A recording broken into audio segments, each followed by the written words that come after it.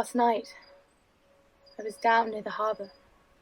I'd been in the wreckers, and had seen Ysel and Cador. They'd left after some disagreement. I left shortly after, sat near the landing stage, and watched the tide lap away at the harbour wall. The boats were swaying gently as I watched. The air was still, and the night was so peaceful. The boats still swayed and moved to a rhythm. The moon lit up the whole bay. It was beautiful. The ripples weren't being caused by the tide or the wind. There was something in there. I stood close to the edge, looking into the dark depths. You could see the slippery movement below the surface. It wasn't just a fish. This was something much bigger. Huge. Something huge. It was as if there was something inside the undercurrent, not just swimming along within it, but the undercurrent was a physical thing. As I watched, I could see this thing spread out, in and around and under the boats and up to the shore and along the harbour. I began to walk, watching the shapes move under the current.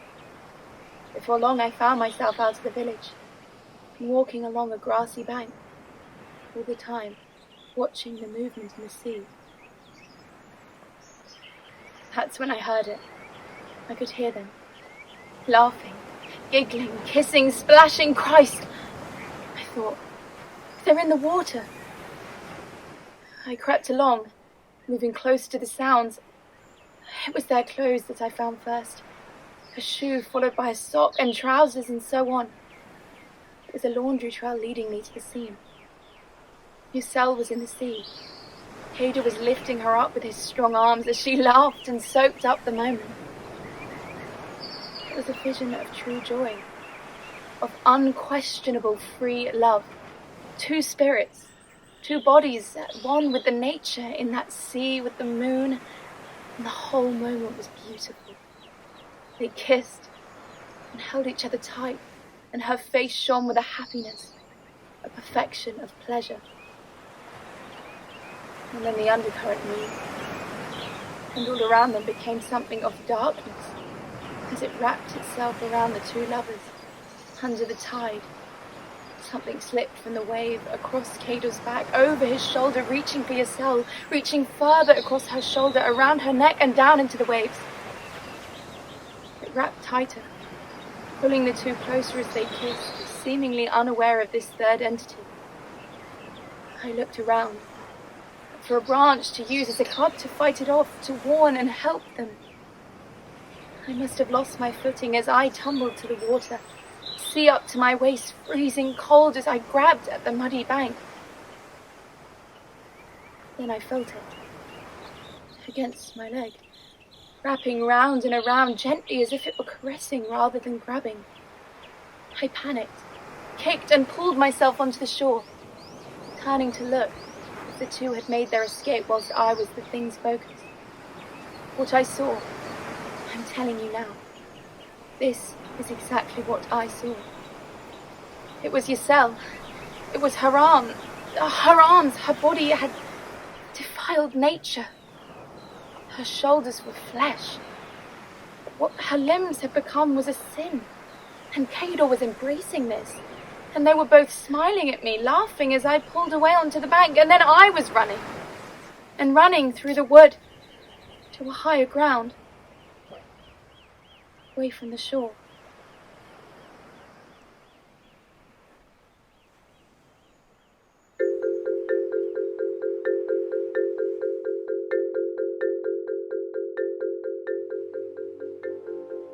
I need you, Jay.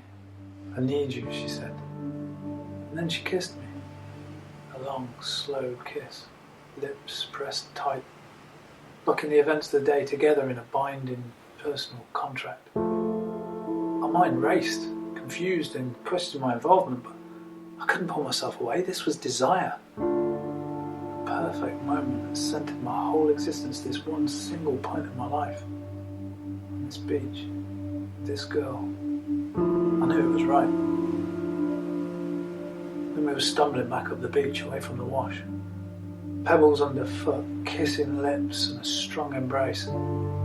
I looked deep into her eyes, smiling. She lifted her hand to my face, covering my sight as she pressed her tongue deep into my mouth. It was cold and wet and tasted of salt from the sea. Tangy and sharp and bitter, with something else, something old.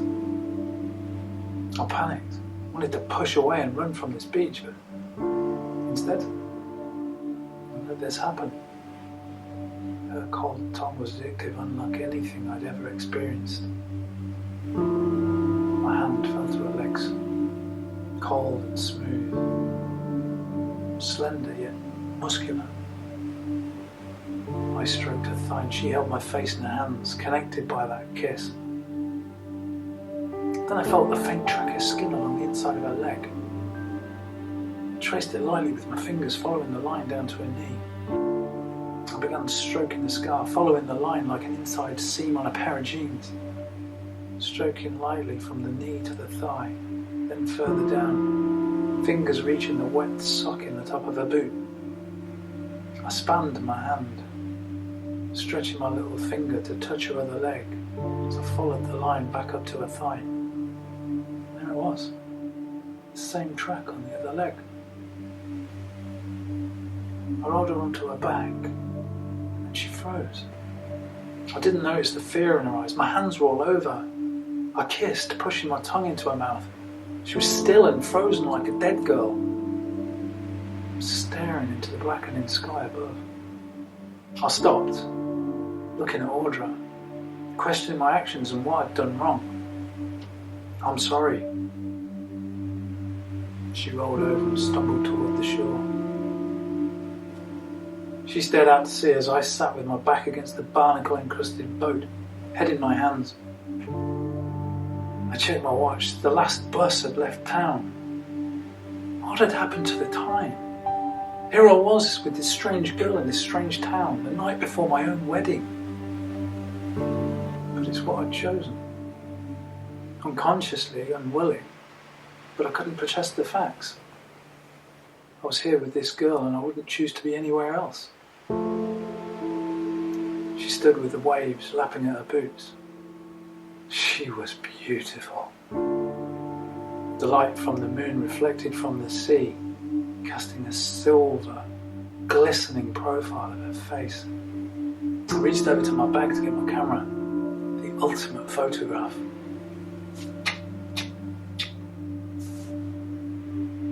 That's when I saw them. Cutting in on the waves, swirling and tumbling, approaching Audra. She dropped her coat, pulled off her boots and slipped her dress over her head. Then they were in front of her. Several young girls with long flowing hair and white, fleshy skin. Their eyes shining like polished steel. And they smiled. Audra embraced her sisters before diving head first under the waves. I stood and watched as they danced and played in the sea together, celebrating, their bodies wrapping over each other as they chased and swam. And then they were gone.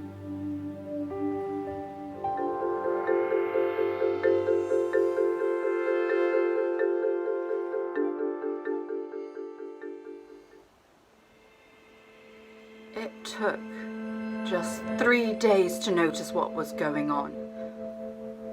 People everywhere just stopped dying. No one knew why or how.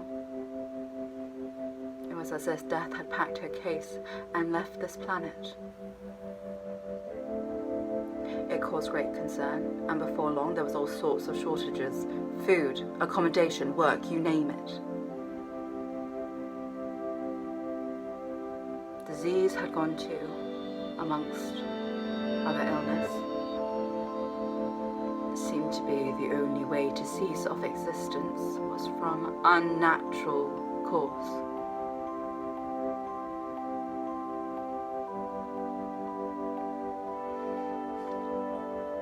We shipped the criminals off to Xenon 7 and the rich over to Strion Cluster.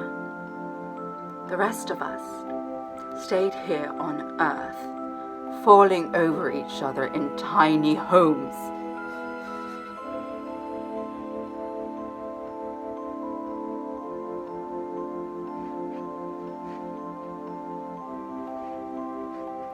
It was some time later that it happened. Wherever death had been, she returned and accepted her waiting list with open arms.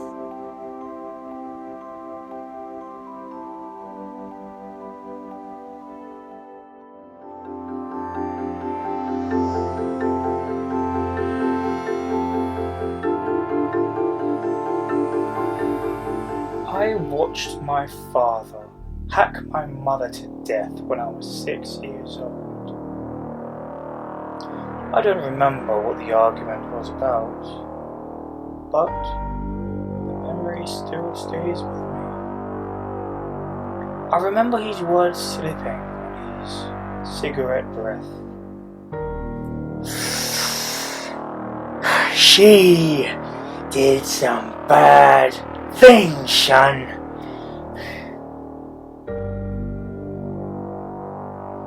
Maybe she had, but she wasn't the only woman he'd killed. He's not with me anymore. He died a few years back. I leaned over to switch off the camera, which recorded my story, and held my head in my hands.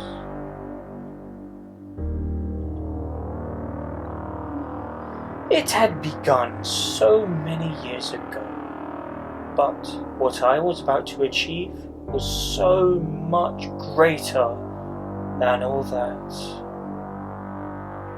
Was it meant to be like this? Is this what it was all building up to? I met her on a photo shoot. Don't ask me how I got into glamour photography. It all seemed like a dream. She walked out the swimming pool wearing a leopard skin swimsuit. Her long locks of burgundy hair floating in the air. Her body dripping wet and glistening. Was this love? It was the closest I've ever got. We spent every minute together. Life was great, or so it seemed.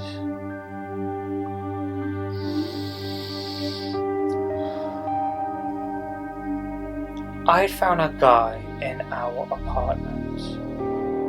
Who the hell are you? He'd said.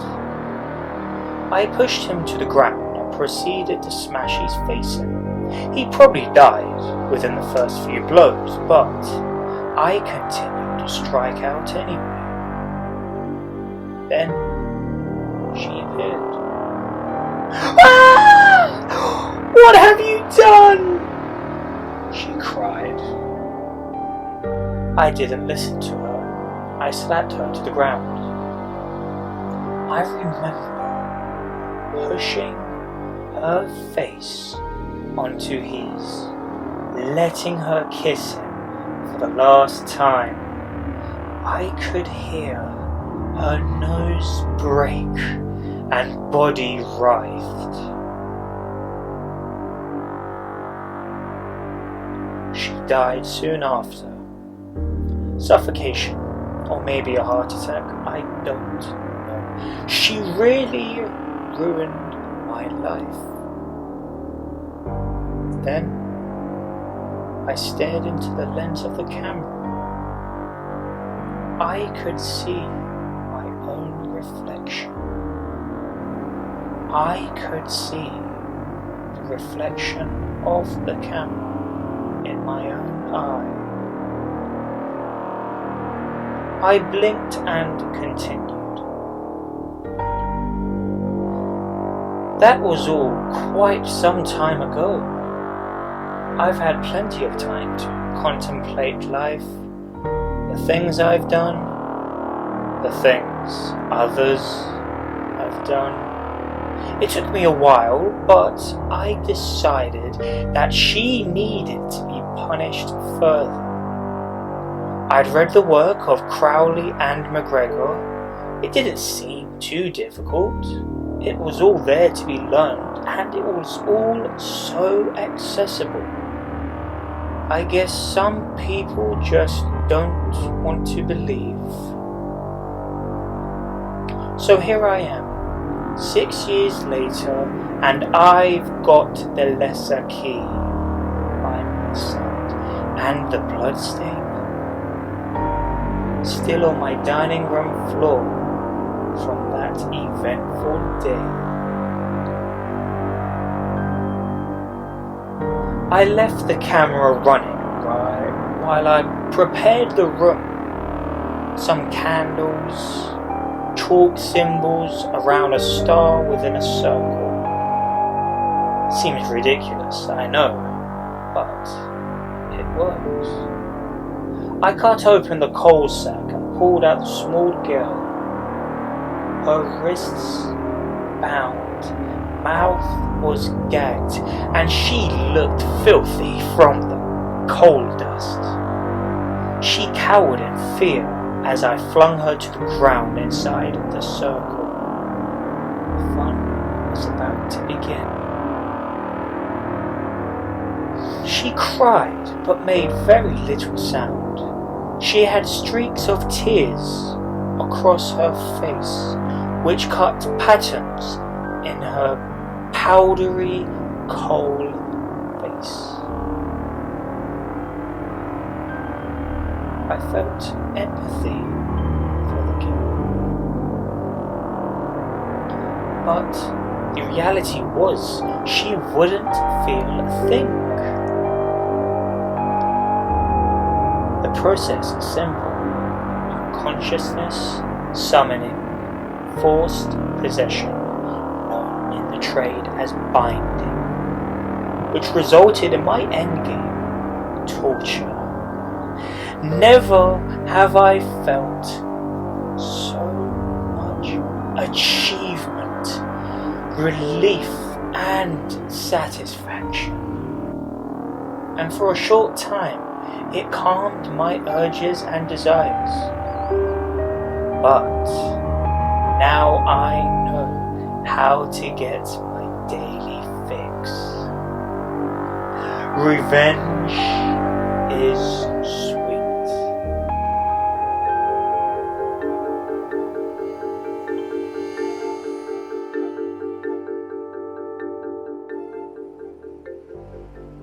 I've seen them.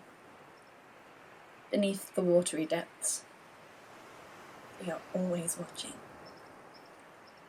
At night, I've walked the shore and harbour, stepping lightly on the old stone floor. They never hear me, or if they do, they never acknowledge. Not anymore. As a young girl, I used to skim stones across the wash until one day, one came back. A black, polished pebble. I froze, just watching the pebble which had landed at my feet, then watching the waves. There was something out there, watching, waiting. I took the pebble and held it in the palm of my hand. Smooth and comforting. That night at home, I slept with the pebble under my pillow. Every night I would return, and each night a pebble came back to me. It was a gift, an offering, a sign of friendship. The figures swarm around the harbour like shadows, entwining, dancing like ballet. But I could never make out their form or shape. My father asked about my small collection of gems as I played with them at home one evening. I told him the tale, not expecting him to believe, but a look of concern fell upon him. I could hear him talking with my mother, loud whispers, his wax-coated jacket, boots pulled on, and then the closing of the front door. From my bedroom, I could see the boats out at sea. It was dark, but they lit the waves with great torchlight. Their nets and spears were used, and I could hear shouting and grunts and the chugging sounds of the engines. But there was another noise. A high-pitched sound of despair and fear. It haunted me that night, and every other night since. Nothing more was said of this.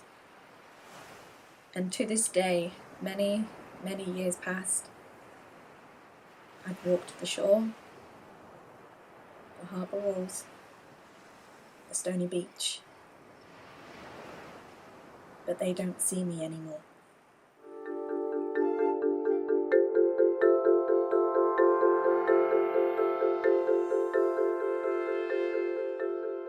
It was the first year that my brother had gone away to university, at mid-December. I just remember the thick white snow covering the ground outside. It was dark and deserted.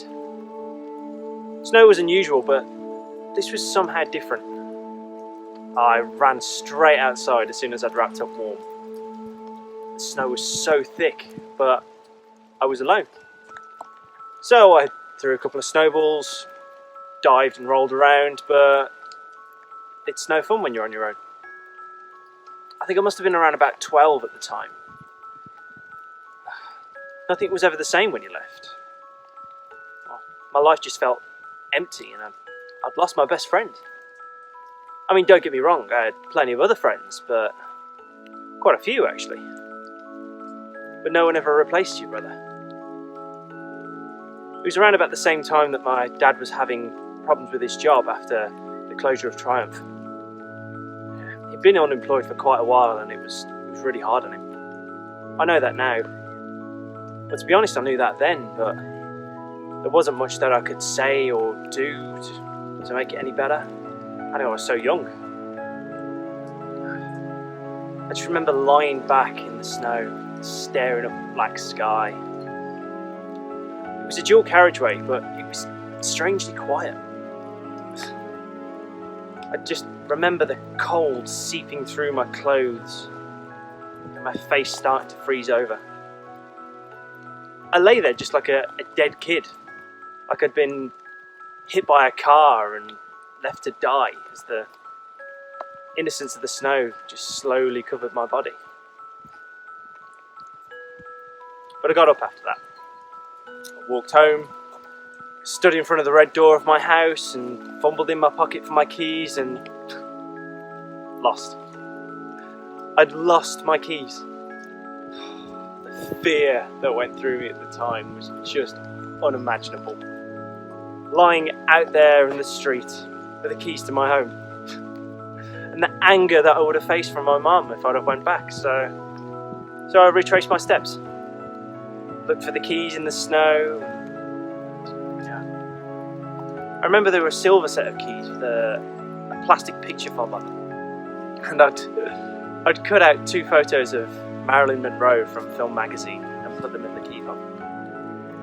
Gosh, she was a goddess. Probably the first woman I ever noticed, to be honest. Beautiful, elegant, yet funny. And a great actress. Perfect choice of a woman to have in your key fob, in all honesty, for anyone who's an aspiring fan of film. Now that was 25 years ago. I still think about those keys.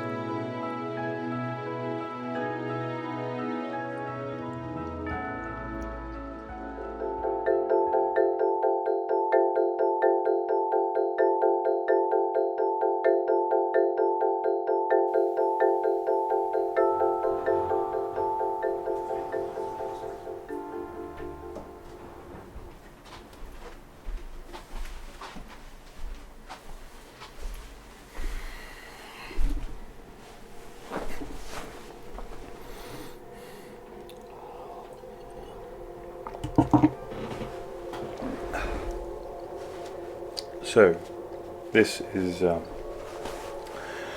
my last entry.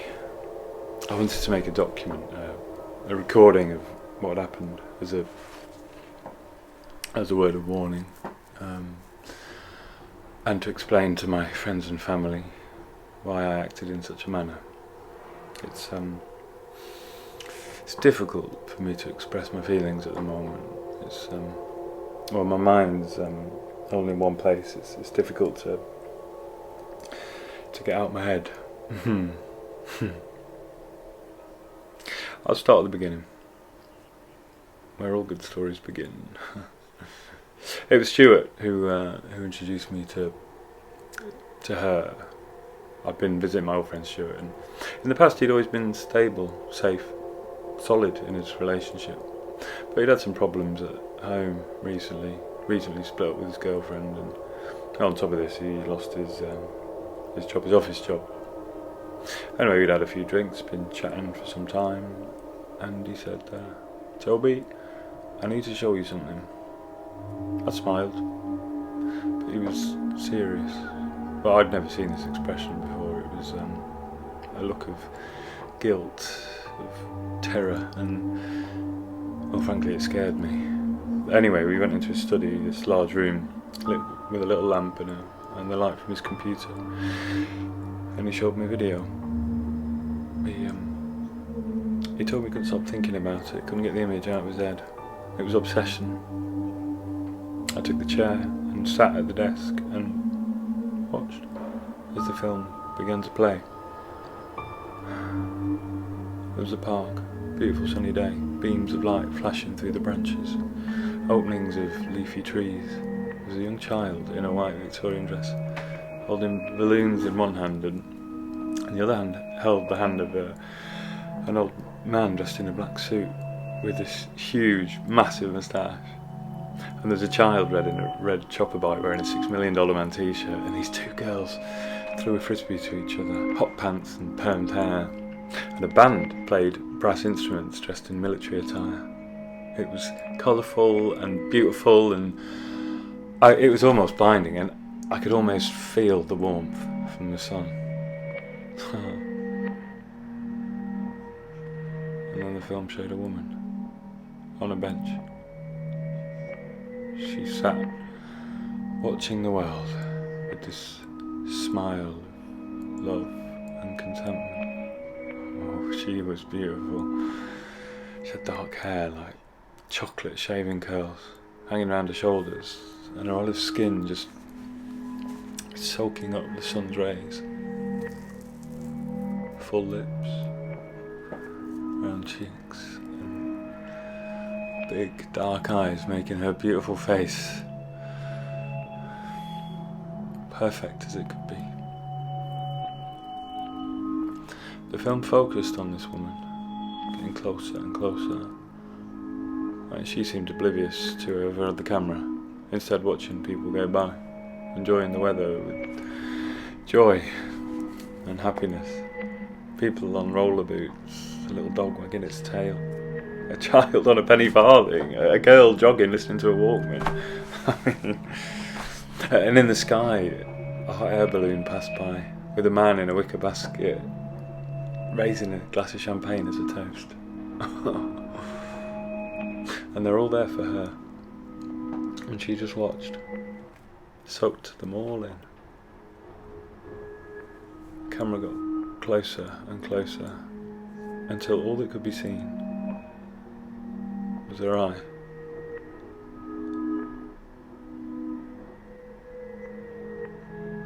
I couldn't take my eyes from the screen. It was this incredible collection of magical images, people from a different time and place brought together for this one moment. Realising my mouth was open and my eyes were as wide as they'd ever been, I looked over at Stuart, and his head was in his hands, crying in despair. But the screen pulled me away from my friend, and once again I was with her, watching her face, feeling her sunny emotion. And then it ended. The screen went blank and it was over. I gasped and immediately went to hit the play button again. Stuart grabbed my wrist. "I'm sorry, I need to know if this would have the same effect on you as it's had on me. I can't think straight. She's all I can think about. She's a closed door, Toby. She won't let you in, Toby." I held him in my arms as he sobbed, my t-shirt wet with tears. I put this outpouring of emotion down to the drink, and cleaned him up with tissue and a coffee before bidding him farewell, although not before sneakily copying the media file to my smartphone. That was the worst thing I could have done. On the bus home, I watched the file again on my little 3-inch screen earpiece, firmly in place. I could hear the birds chirping like I was there. In the park, I could hear the chain of the bicycle and the swoosh as the child rode past. I could hear the laughter. I could hear the joyful cries as people played, the sound of happiness. But the file had changed, evolved, with characters moving differently. The girls in hot pants were now on the far side of the park, replaced by a young boy in grey shorts, sturdy boots, hands in the air, gazing up at the blue sky, trying to catch the sun. The woman still watched from the bench. She was gazing at me from the screen. I could hear her breath, her chest rising as she took each breath, her heart beating, pounding in my ears. And I was aligned, and my heart beat to the same tempo and rhythm, and we became one, and I could feel the warmth on my own skin as it shone down onto hers.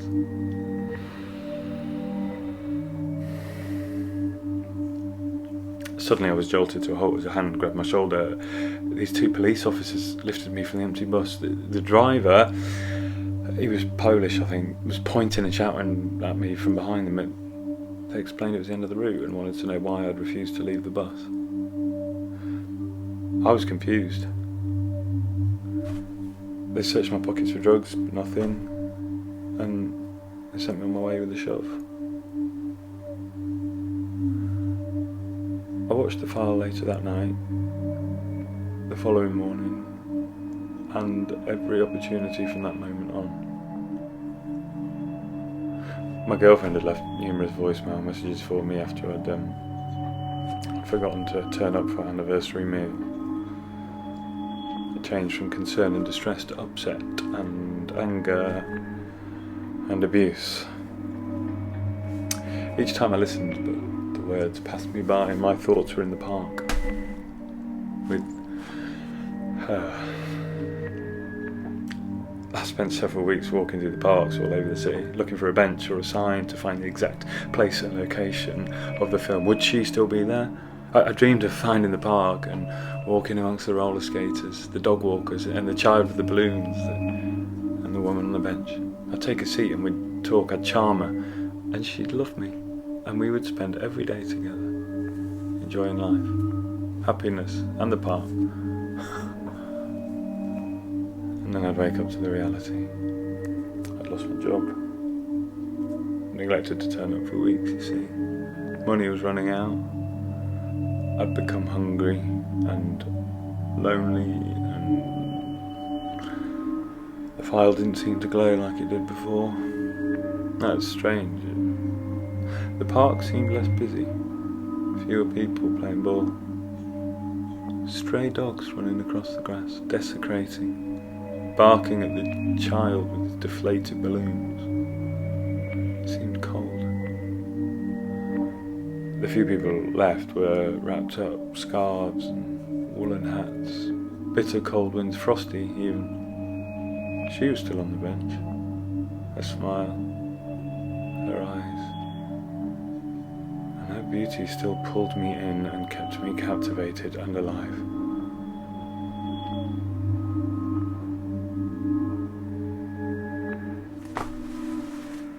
It's only now that I can see that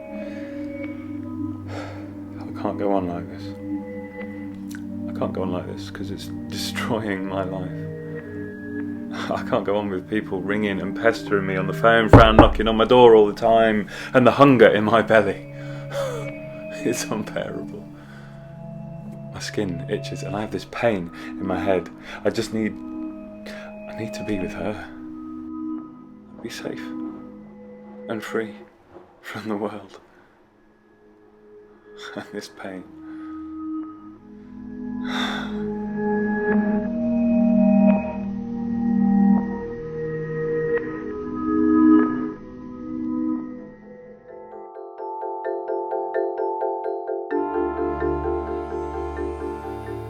When you mention ghosts, people always recount their own experiences of the supernatural, usually mentioning shadows or figures they have seen, the unexplained and mysterious happenings around their home. Sounds, things being moved, long-lost items turning up in the strangest of places. But that's not how it feels. Not for me. There's something here with me. Not sure when it arrived. Could have been weeks, months even. Feels like it's always been here. And when I say here, it's not like I mean there's a something in the room over my shoulder, always just out of sight. I'm not seeing shadows out of the corner of my eye or hearing creaking, unexplained footsteps on my landing or stair. It's a feeling of comfort. It's with me, around me, within me. It's a heavy feeling that soaks up every part of my vicinity, like a thick cloud pressing against me, around me.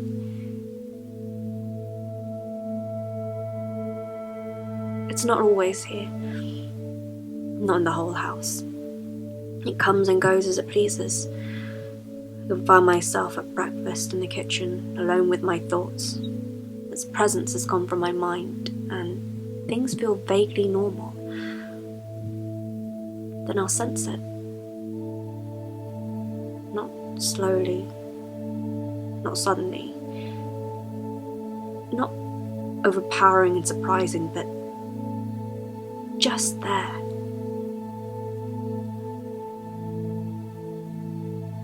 And I'm in a different place, and everything has changed, and I'm no longer alone.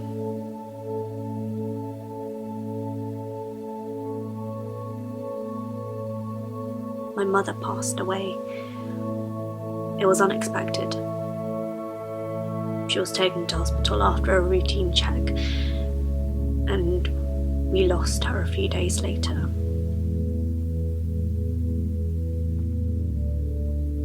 No one told me she had a heart attack. No one told me it was urgent. I was studying at college. It was so close to that hospital. I could have been there that evening. I could have been with her the first night she was in. But no one told me it was urgent. She would have wondered why I hadn't bothered. What was more important than supporting your own mother after she'd had a heart attack?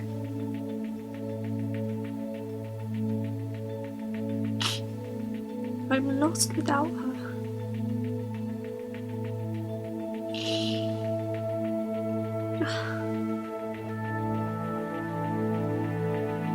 She used to say to me, when she saw a white feather, that it was a someone making contact. It was usually my grandmother, she'd say. She always said she was watching over us all. I see a lot of white feathers now, and I know it is my mother. I hope she knows how much I love her.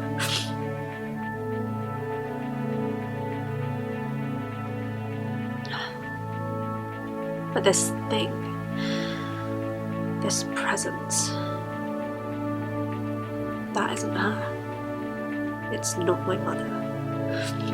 This is something else. Someone else. It wants me. It wants to be part of me, soaking into my very being. wants to be within me. It surrounds and takes over my mind, my soul. It suffocates, and I'm lost in the darkness. Until it lifts and leaves, and I can breathe again. Until the next time.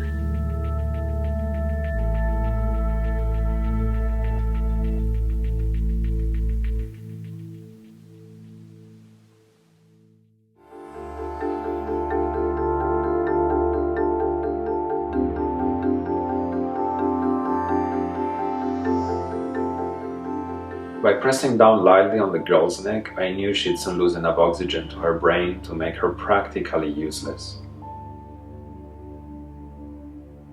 I'd already plied her with enough tranquilizers to knock out a small rhino, but the need for a more permanent vegetated state was my goal. I met her in a bar, less than an hour previous to the current events. Couldn't believe I got so lucky. She was beautiful, healthy, and young. I didn't care about what she had to say, that wouldn't matter soon. Powder was dipped into her drinks as she giggled at the stupid remarks which I made.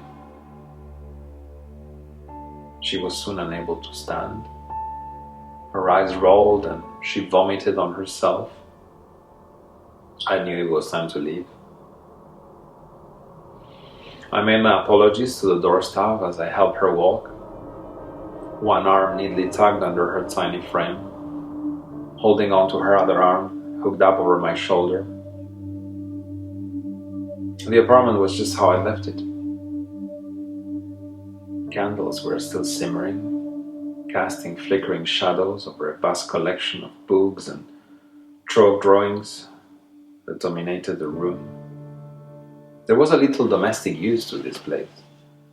It was more like an alchemist's study than a bachelor pad. In the center of the apartment, a single chalk circle, big enough for her to lie down and fill most of the floor space. Next to this was a makeshift shrine with photographs of a guy I knew a long time ago. Jason was a school friend. He was different from the rest of the kids. His soul gleamed and his eyes sparkled, and he always had something fun to do and say. He knew they were kindred and should always be together. For a while, they were. But good things never last. Jason had suffered abusive parents and torturous, ignorant behavior from the rest of the world who could not accept the way or who he was. It wasn't long before Jay had gotten himself into too much, too soon, and died. Abused, diseased, and poisoned in the male body which he hated. The girl was now breathing heavily. She lay across the floor within the circle of chalk. I knelt next to her, with the Greater Key of Solomon open on the right page. Words slipped through my mouth, unrecognizable to the English language, ancient and articulate.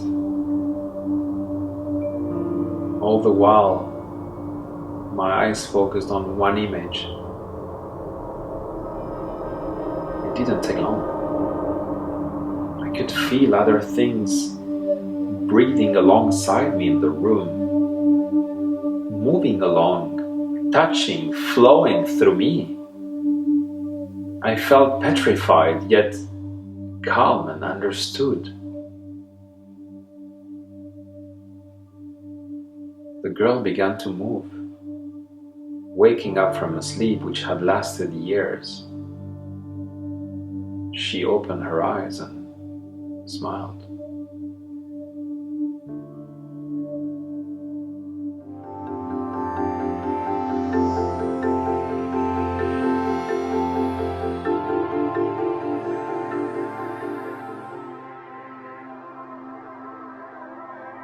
I will never get that taste out of my mouth.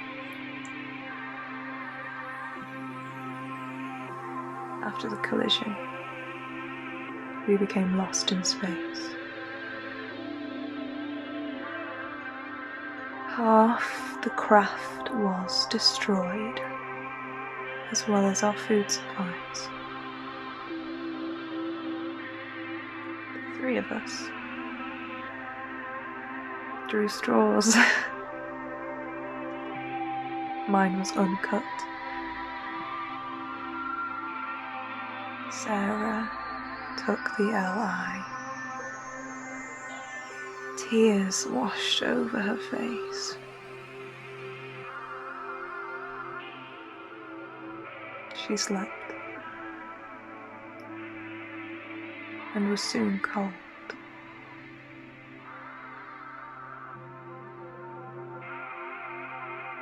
Some tools helped break the bones and free the flesh, which was eaten raw. How it melted on my tongue. We'd spent weeks up there together. But when you get that hunger like that, you'd eat your own mother.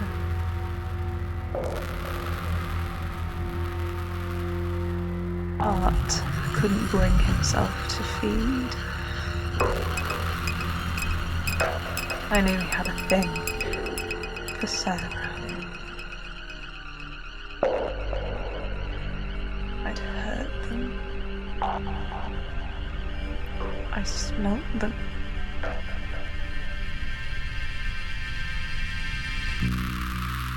I shouldn't have told him what I found. In the carnage of her belly. It drove him over the edge. It was self-defense.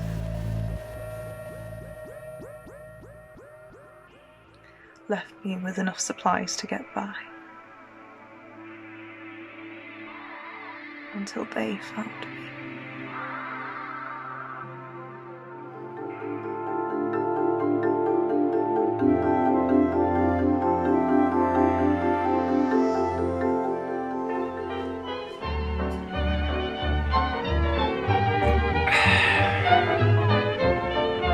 For 1 year, I've been waiting for her return. I sat quietly as I sipped the green, murky, sugar-sweet drink from the glass. 1 whole year.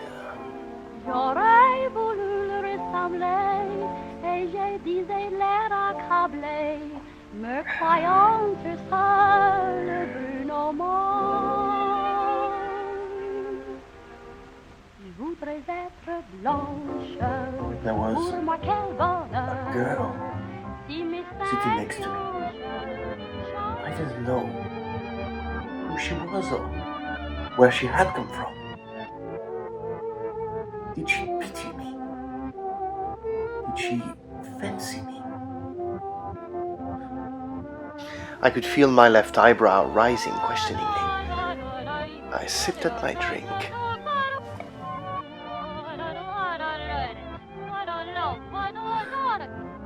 She smiled, wide and confidently.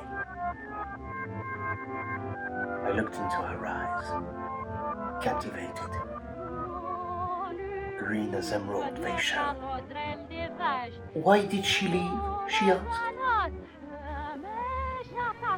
I looked away.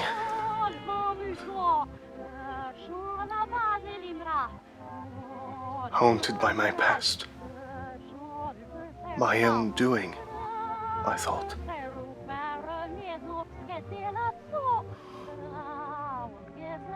I paused and returned my gaze. She was still smiling.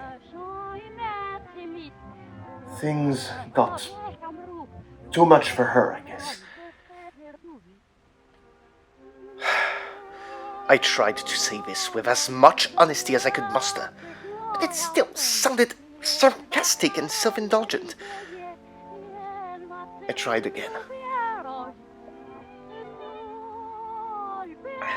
Things weren't too good for me back then, and maybe I did some things which upset her.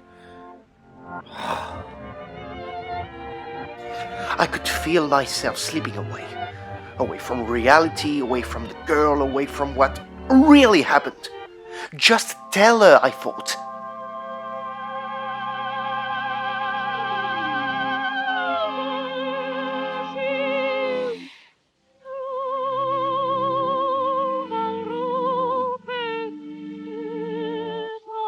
I could smell a scent of aniseed, perfume.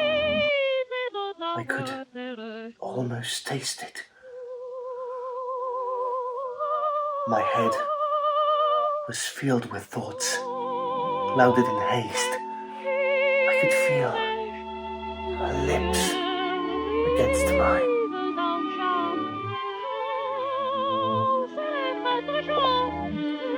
Cold and soft.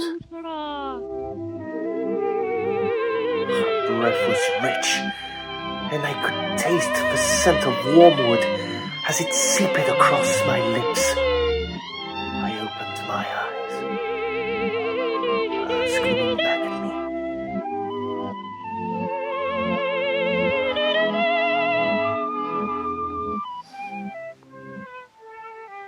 Had she just kissed me? I thought.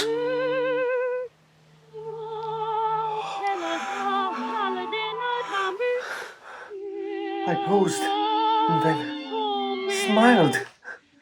My mind had been playing these sort of tricks on me for quite a while. I reached over to touch her hand, just as she raised her glass out of my reach.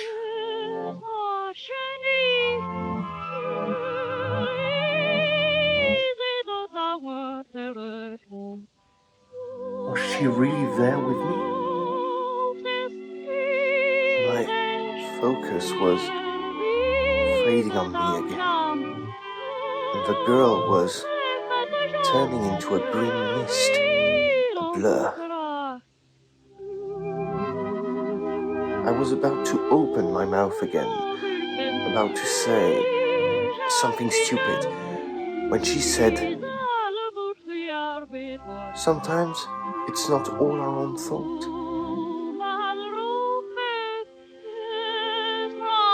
These words flowed from her lips, rolling, tumbling and falling like soft waves from a green ocean. I held my breath. Sometimes we just need something else to get us through these times. I didn't know who she was, but it seemed she was making perfect sense.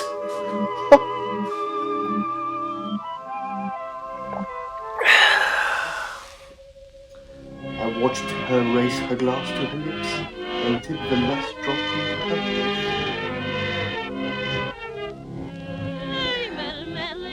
Care for another? All I could do was nod. I watched her leave the seat and approach the bar. The barman had already begun his ritual with 2 glasses, water, sugar, and a Victorian spoon which I heard him boast about time and again. "Think of all the tales this spoon could tell," he'd said. He kept it in his top pocket, close to his chest. I could see him with his zipper lighter in such a way as to light the drink and close the lighter all in one swift move. The girl laughed at that notion.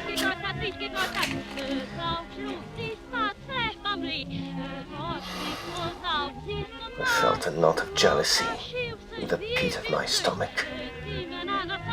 The green globes of alcohol and the caramelized sugar into the pool of innocence in the bottom of the glass, corrupting and turning the pair into a murky cloud. Absinthe, the drink of all the drinks. Just the kind of poison I needed a year ago. It opened a new world for me and closed out the old, for better or worse.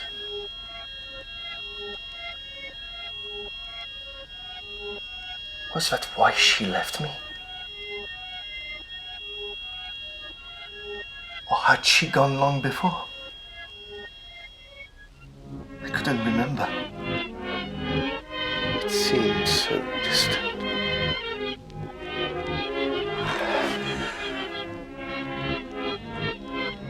The barman had said something to the girl. Who was she? Have I met her before? She seemed familiar. Maybe I'd seen her around the bar. Probably with the barman. There was some other chit-chat between them before she came back right to my table.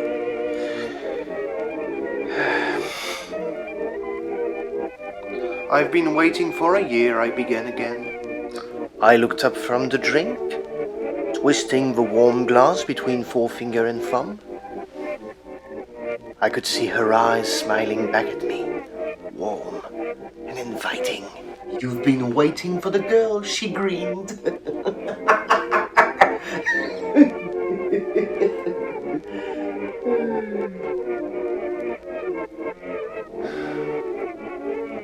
If you would have seen me that night, you could recall the sight of a man who had lost everything due to crazed obsession and addiction. It started with one thing and ended years later, that bar, with that drink. You would have seen me chattering away, holding my own court.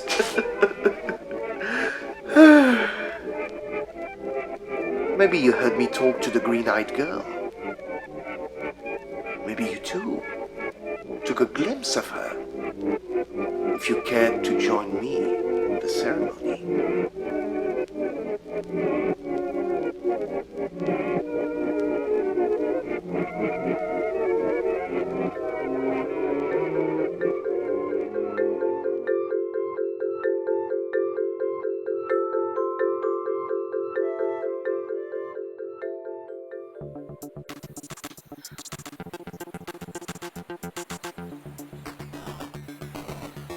There's this girl. She's so perfect. She has everything. I mean, she has a perfect life. She has clothes, although she doesn't wear very much in the photos that she posts. She posts all the time. Like, how and when does she sleep? She goes from her bed, her bathroom, her wardrobe, which is this huge walk-in thing with so many clothes. I would kill for those dresses. And then there's that body. She has the most perfect body and she just poses and looks so cool, and her 1.5 million followers all press like on every single picture that she posts. She smiles at the camera. And like, she looks sad at the camera. Like, she looks moody. Like, she lives in this apartment. It looks pretty big with huge floor-to-ceiling windows overlooking some city somewhere. She stands in front of the glass wearing a bikini. Hashtag unbothered. Hashtag bored. Hashtag pick of the day. Happy hump day. Model life. E-girl. Fashion now. Stylish. Cute. I want this. I want this. I want this.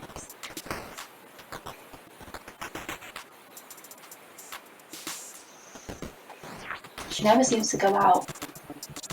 She just rolls around her apartment, living this life. Owning things, shiny things, luxurious things, expensive. White marble floors, makeup, lipstick, hair and that face. She's just so all captivating.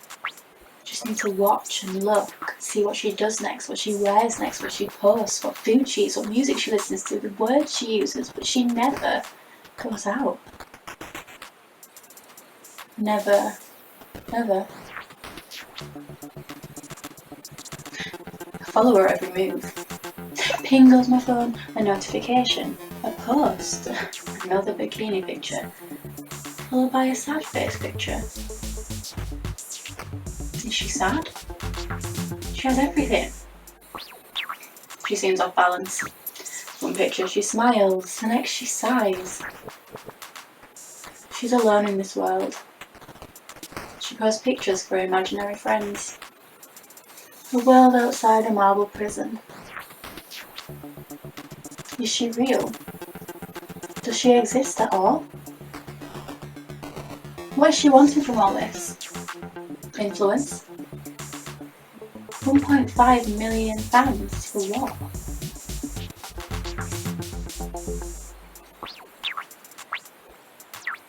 Then the account's gone. Closed down. No sign of her existence.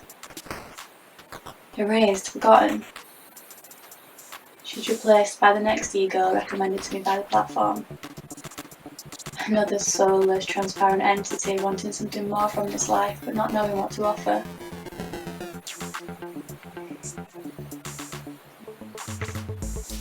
Stare into the lens of my camera. Click, click, click. Check. Swipe. Swipe. Swipe. Post. Hashtag model life. Hashtag e-girl. Hashtag I want this.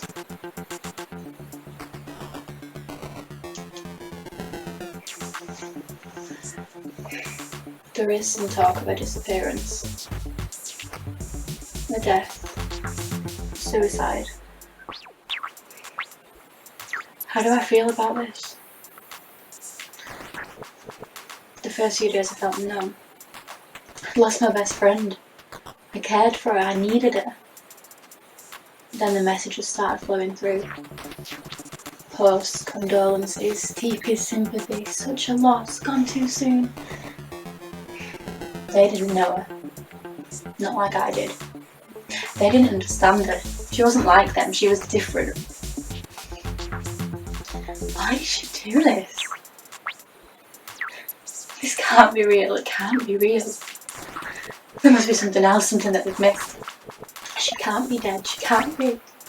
Please don't be dead.